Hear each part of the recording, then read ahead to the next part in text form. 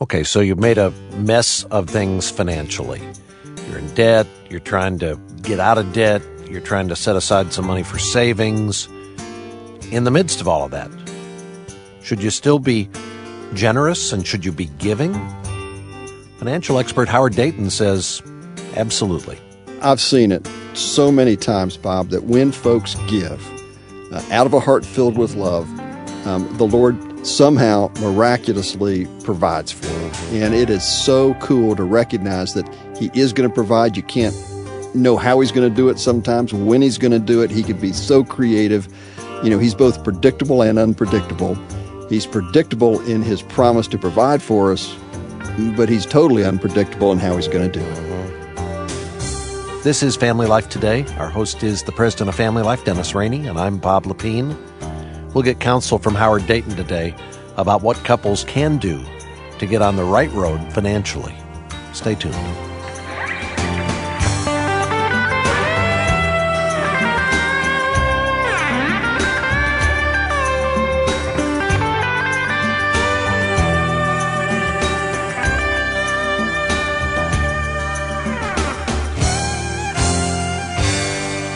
And welcome to Family Life Today. Thanks for joining us. You know, you and I have talked often about the money issue in marriage and have said when you're dealing with the money issue in marriage, oftentimes money is really just the symptom. There's a communication issue. Right. There's a clash of values issue. There are priority differences. Money tends to have a way of bringing to the surface some of the hidden termites that exist in a marriage relationship, right? And the termites can eat the trough. They can erode a marriage relationship one bite at a time. The water can leak out of that trough pretty quick, can't it? Yeah, they really can. But we have with us, Yes? a trough fixer. Termite exterminator? He can exterminate them 100%. The author of Money and Marriage, God's Way, Howard Dayton, joins us again on Family Life Today. You've been called a lot of things, but never an exterminator. That's a first, Dennis. That's exactly what I was thinking as you were introducing me. He is the co-founder of Crown Financial Ministries, which a lot of our listeners are shaking their heads now. So, yeah, he helped us stomp out, and get rid of a lot of termites. Well, Crown has been at work in churches all across the country. Thousands of churches have taken Crown studies, put people through Crown courses, and you've heard story after story of families where the finances have been turned around because they started to pay attention to what the Bible says about money. That's exactly right. I mean, and fortunately, it says a lot. 2,350 verses deal with how to handle money and possessions.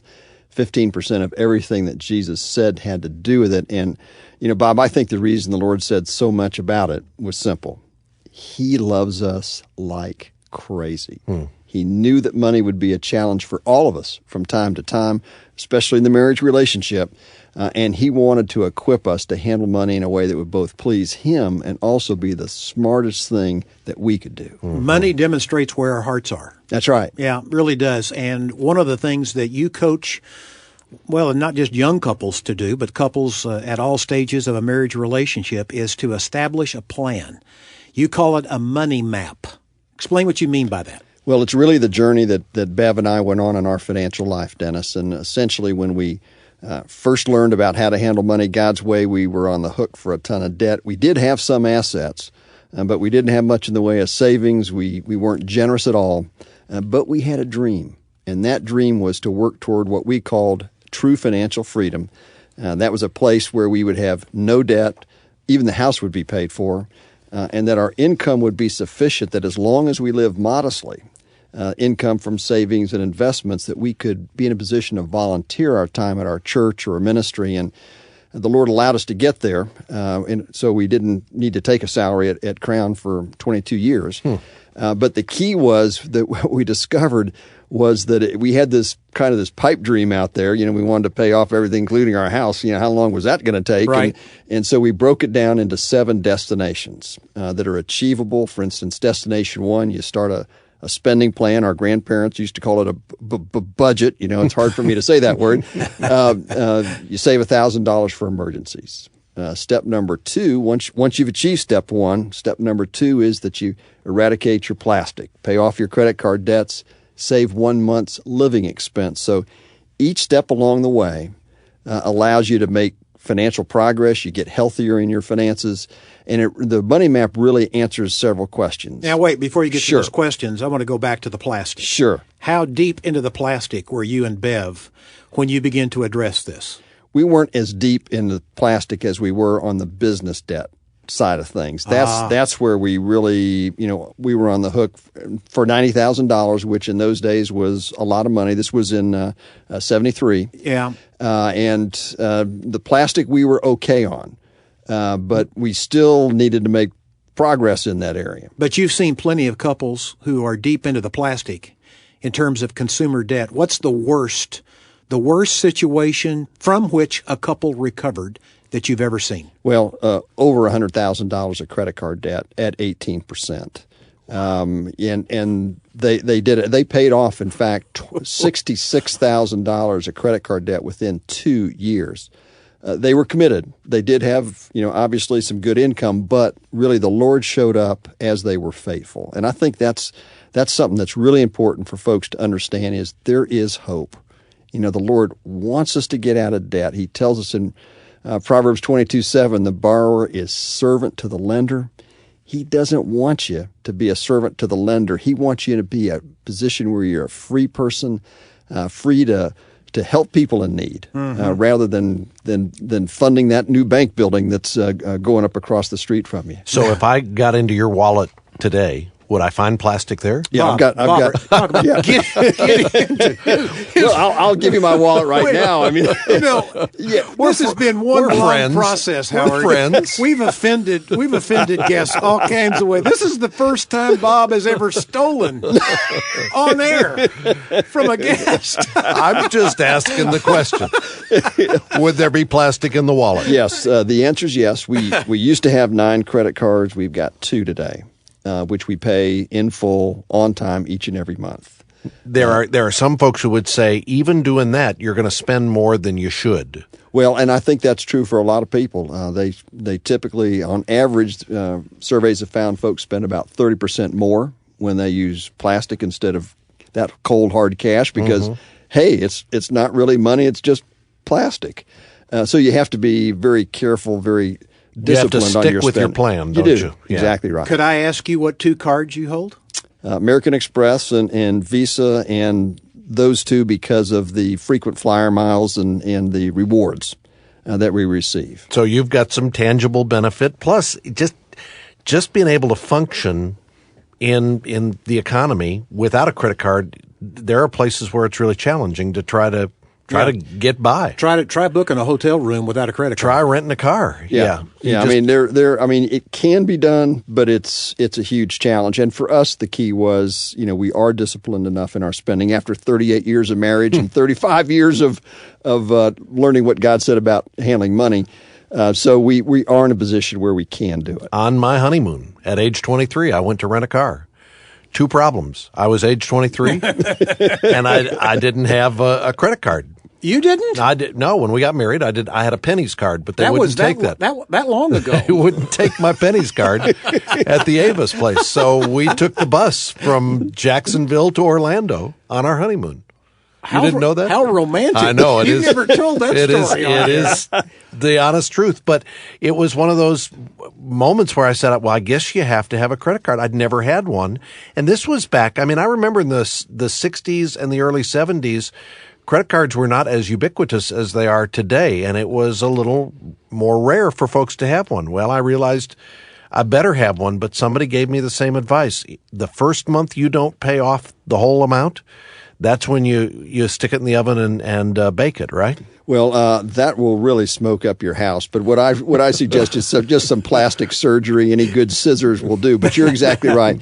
If you're in a place where you consistently don't make the full payment, once you get out of credit card debt, don't make that full payment, then perform plastic surgery. So destination number 1 is you put a spending plan together. That's right. And you start to get, you said $1,000 in an emergency fund. That's right, because emergencies happen. That's just part of life. Destination number 2 is that you eliminate the plastic in terms of being. You pay them off. Yeah, pay 'em off. You get to a point where you're paying off all of your bills. Exactly. And what I tell folks is snowball your credit cards. If you've got more, make the minimum payment on all of them, but then focus on paying off first the one with the smallest balance.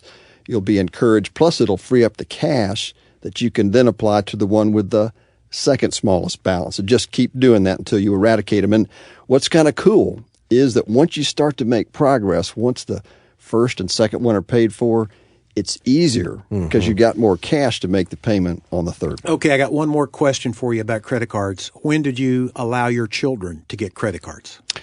We gave them a credit card when they were in college, but we had guidelines. I mean, they could not spend more than they had the money in the bank to pay for it each and every month. We saw the statements, and it was part of the budget that they had for going through college. But what we felt was we wanted them to, under our tutelage, where they kept us informed. Right. We wanted to be there to mentor them, to help them make wise decisions, because in a few years they were going to be out on their own. And let me ask you, with destinations number 1 and 2, putting your spending plan together and getting your debt eliminated, are you still tithing? You still giving at church each week? Yeah, absolutely. That's what one factor that we like to say is no matter what. No matter where you are on the map. That's right. Exactly right. You should be generous in your giving. So if I'm looking at my monthly and going, gee, if we just didn't pay this money to the church, we could get out of debt quicker. A year quicker. Wouldn't we be better off? Wouldn't the kingdom be better off if we got out of debt quicker? Then we'll be generous. Well, there's a lot of benefits that flow to the giver when a person gives with a proper attitude. And that's the big challenge, of course, is, I've got all this debt. I can barely make it as is, and now you want me to give money to God's kingdom on top of that. But it is so important for us. I mean, God doesn't need the money, but we as people need to be generous, to recognize He's the owner of everything, and this is a way for us to express our worship. Our love to Christ is to give to Him and His kingdom. And I've seen it so many times, Bob, that when folks give out of a heart filled with love, the Lord somehow miraculously provides for them. And it is so cool to recognize that He is going to provide. You can't know how He's going to do it sometimes, when He's going to do it. He could be so creative. He's both predictable and unpredictable. He's predictable in His promise to provide for us, but He's totally unpredictable in how He's going to do it. Okay, I could hear a young couple whining at this point. You got me saving. You got me cutting down on the debt. When in the world do I get to spend again? Well, you better be spending a little to live on, but no, you can spend. It should be built into your budget. You might want to have, as a couple, each of you get $25, $50 a month, whatever it might be, of an allowance, so that the husband or the wife can spend whatever they want to, as long as that allowance is intact. I mean, there's things that couples can do, but what we discovered as a young couple is that you really didn't have to spend a boatload of money to be satisfied. I mean, our culture tells us we do. You got to buy the biggest, the best. You've got to go for this extravagant vacation, whatever it might be. But, there's a very interesting passage in Psalm 16:11 that says, "In the presence of the Lord there is fullness of joy." That's right. And I know when I drove my $100 truck, if I was having a good time with the Lord and experienced His presence, I would be in a much better place than a person that had the most expensive vehicle on the road, but wasn't experiencing the presence of God. And I think you've hit on what is, in our culture today, if there's one money issue that's kind of the root money issue, it is this consumerism, materialism, this media-fueled, culturally fueled desire. Randy Alcorn said it this way. He said, we look out on the horizon like a guy in a desert, and we see these mirages, and we think, when I get there, I'm going to find happiness.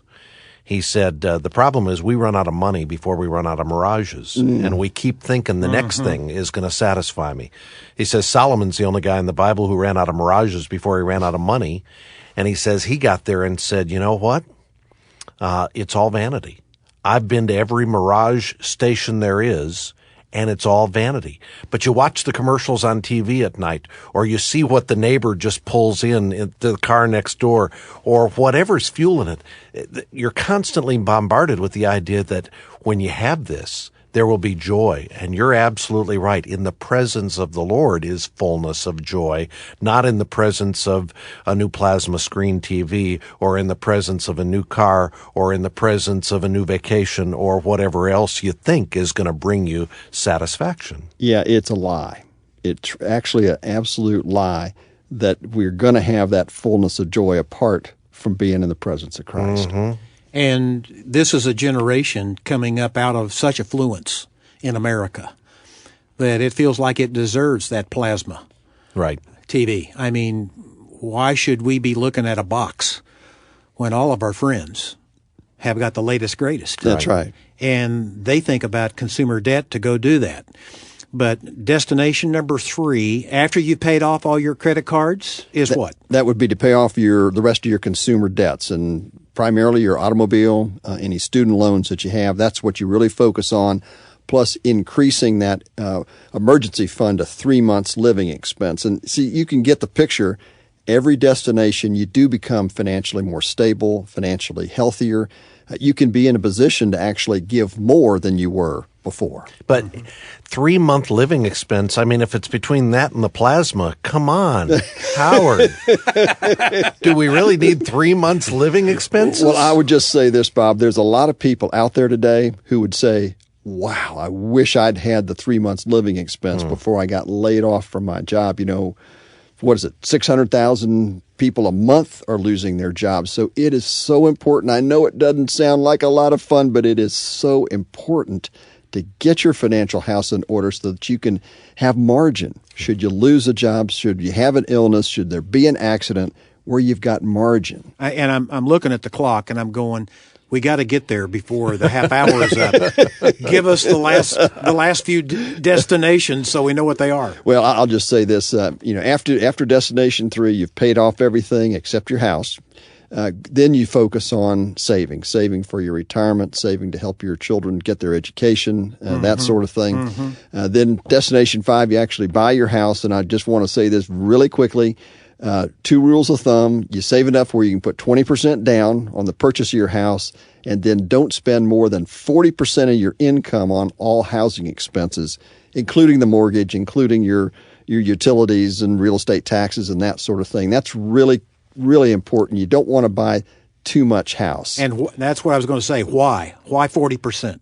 Well, there are so many people today who are losing their houses because they had more than 40% allocated toward your housing. If you spend more than 40%, you have to cheat in another category like food, clothing. I mean, some minor issues like that.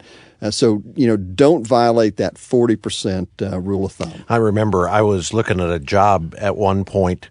I'd been offered a job in Santa Barbara, California. Well, at that time, Santa Barbara, and I guess still today, one of the most expensive housing markets in America. Yes, it is. I started looking around trying to figure out what kind of house we could afford. And then I was looking at what they were offering to pay me. And I remember going back to the employer and going, I would need about triple if I'm going to follow that formula. I didn't get the job, by the way. That might have been a blessing. But the reality is, it was an attractive job. But I knew to live in Santa Barbara, I was going to need more. If I was going to follow that 40% margin, I was going to need more than that job could pay. And I'm so glad that I didn't get in upside down into some situation that I couldn't afford. I wound up getting a good job somewhere else and was able to afford the house we lived in, Well, it makes so much more sense for so many people, Bob, to rent versus to buy. Home ownership is part of the American dream, but it's so much less expensive typically to rent than buy. And if you do rent, use that opportunity to save as much as you can so that at some point you can purchase the home. Okay, I'm looking at destination number 6 here. Destination number 6 is where you actually pay off the home. You've got enough income from your savings and investments to, not quite take care of your living, but you're making real progress. And the reason for paying off your mortgage is just to be debt free? Absolutely. I mean, you've just lowered your overhead in a significant way. What Bev and I discovered once we paid off our home, we had so much more money available to us each and every month. It was our largest expense, so we could be much more generous in our giving and at the same time much more aggressive on our saving and investing. So once you get there, you've arrived. Yeah, is there any place?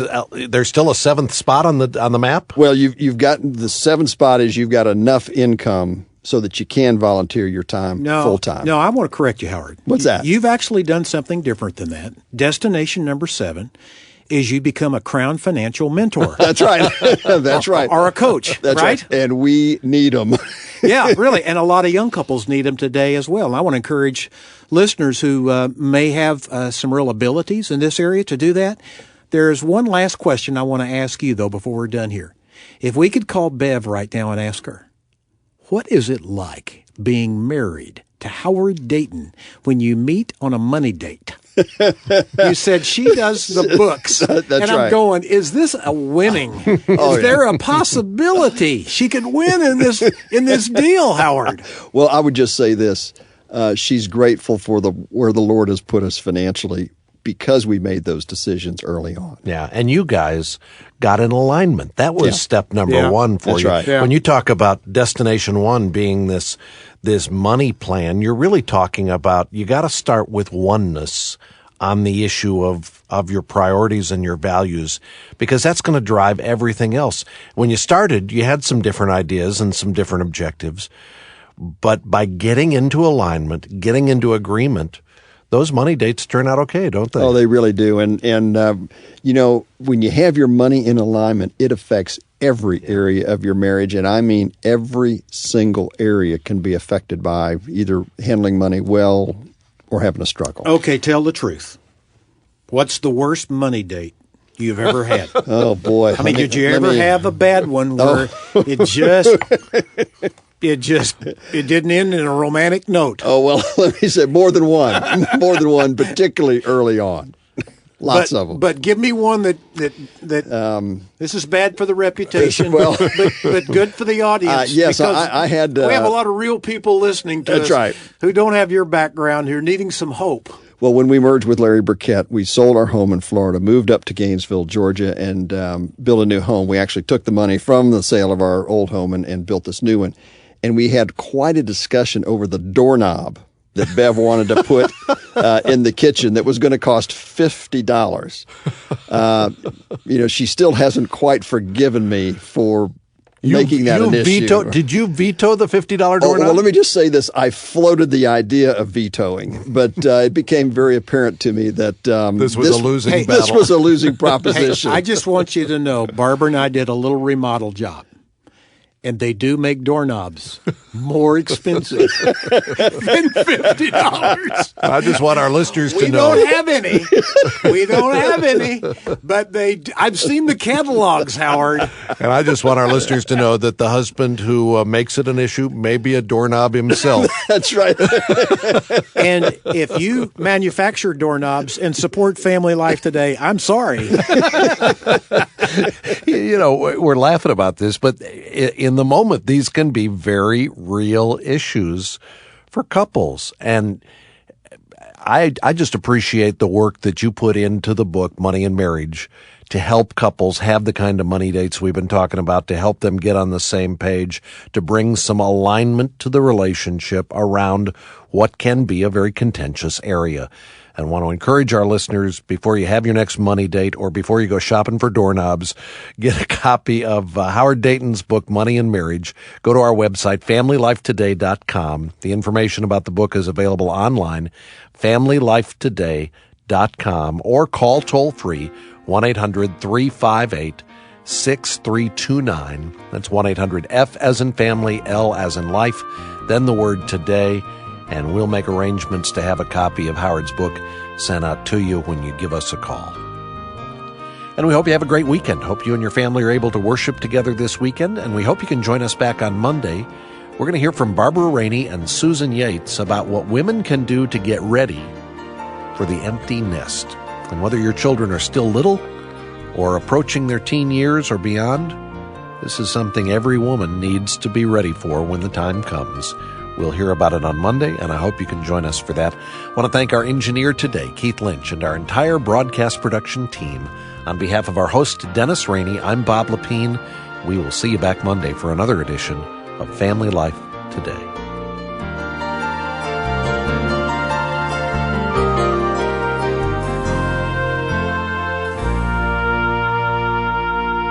Family Life Today is a production of Family Life of Little Rock, Arkansas.